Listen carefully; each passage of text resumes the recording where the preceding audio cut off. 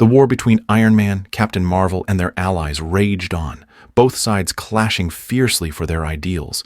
Iron Man found himself struggling against the sheer strength of his adversaries when Black Panther suddenly seized him from behind, urging him to end the battle. Before he could react, Captain Marvel struck, delivering a forceful blow to the back of his helmet, slamming him hard into the ground. She demanded his surrender, warning that this was his last opportunity.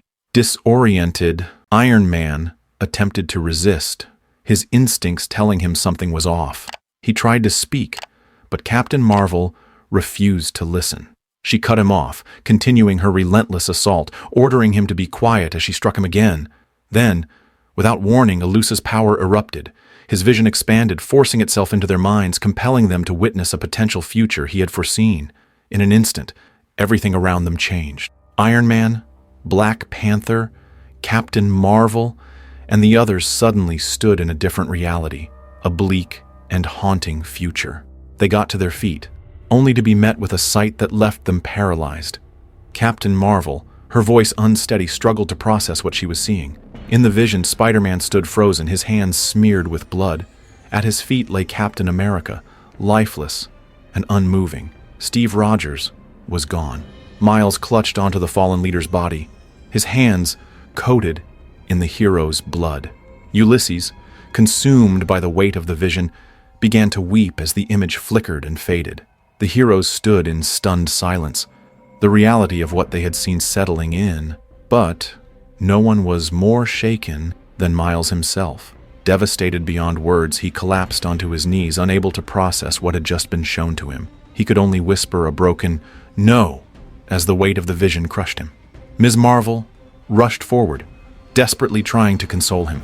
She repeated the same denial, insisting that what they had seen wasn't real, that it wouldn't happen. But Miles, his voice trembling, reached up and pulled part of his mask away, revealing his tear-streaked face.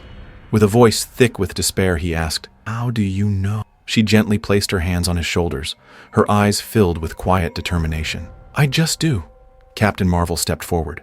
She placed a hand on Ms. Marvel's shoulder, silently urging her to step aside. Then, she turned to face Miles. "Kid, I'm sorry, but you're under arrest." Behind her, Ms. Marvel broke down in tears, powerless to stop what was happening. Captain Marvel raised her voice, calling for a ceasefire, ordering everyone to stand down. Rocket, still flying above, weapon drawn, reminded her that she had also told them to charge in and wipe the floor with their enemies. Before he could escalate the situation, the others urged him to back off. Turning her attention back to Miles, Captain Marvel addressed him directly. She told him they needed to do the right thing. Before she could continue, Iron Man cut in, his voice sharp, filled with frustration. He demanded to know, what does right even mean? Removing his mask, he turned his fury on Captain Marvel. He reminded Carol that he had warned her this moment would come. His voice rose, accusing her of turning against a child. She tried to intervene, but Tony refused to stop.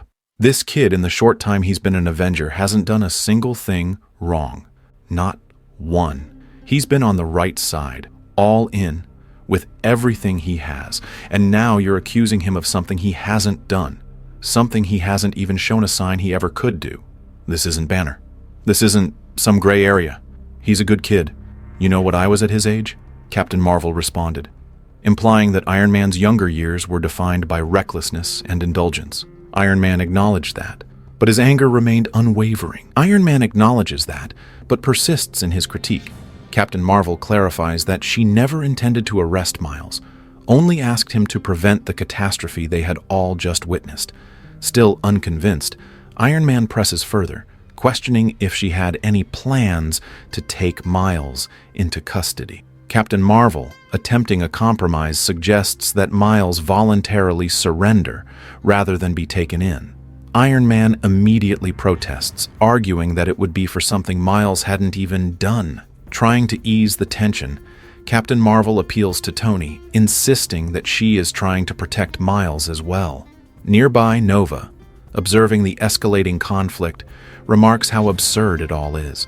The other heroes behind him start discussing their own reactions to the eerie vision they shared. No one had ever encountered anything like it before.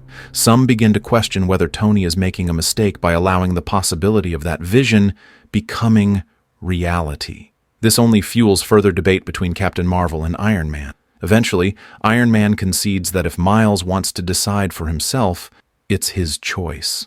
Captain Marvel acknowledges this but remains aware of Tony's lingering distrust toward her. Miles, having quietly absorbed everything, wrestles with uncertainty. Frustrated by Iron Man's resistance, Captain Marvel accuses him of villainizing her for being proactive.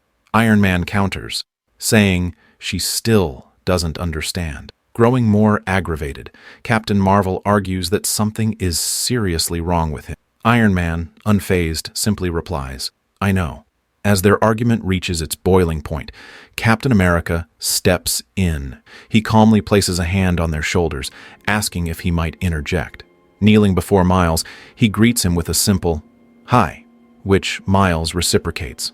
Captain America then gently asks why Miles had lifted his mask. Miles explains that he couldn't breathe. Captain America nods. "Put it back. That mask stands for something. It represents you. You're Spider-Man, and that means something to people. It means a lot." Miles immediately assures him that he would never do what the vision had depicted. Captain America, offering a reassuring smile, responds, "I know, son." Feeling conflicted, Miles confesses that he doesn't know what to do. Captain America asks him what he wants, and Miles quietly admits that he just wants to go home. Captain America encourages him, "Then do that. We'll figure the rest out later." Before they can act, Captain Marvel steps in, insisting that it isn't Captain America's decision to make. As Miles begins lowering his mask again, Captain America holds his ground, asserting that if Miles wishes to leave, he has that right. Captain Marvel argues that they can keep him safe and ensure nothing goes wrong, but Captain America cuts her off, firmly stating that Miles has done nothing wrong, just as Bruce or Rhodey hadn't. His words leave Captain Marvel momentarily stunned and silent. Iron Man, assessing the situation, turned to Thor and instructed him to take Miles home. Without hesitation, Thor obeyed, grabbing Miles and preparing to carry him away. Captain Marvel shouted, "No!"